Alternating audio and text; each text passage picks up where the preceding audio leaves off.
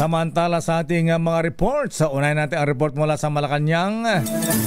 Ang Pangulong Ferdinand Bongbong Marcos Jr. hiniling sa Kamara de Representantes ang agarang pagpapatibay sa panukalang 2026 national budget na nagkakalaga ng 6.7 trillion.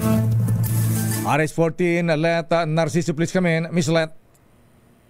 Lakay ni Steya, hinimok ni Pangulong Ferdinand Marcos Jr. ang mga miyembro ng Senado at Kamara na siguruhin ang angkop at mabilis na pagpasa sa panukalang pambansang pondo sa susunod na taon. Mensahe ito ng Pangulo sa mga mambabatas matapos isumite ng Department of Budget and Management sa Kongreso ang 2026 National Expenditure Program.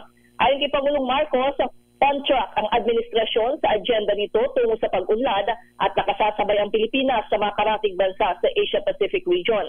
Pero marami pa niya ang kailangang gawin at marami pa ang maaaring maabot ng bansa.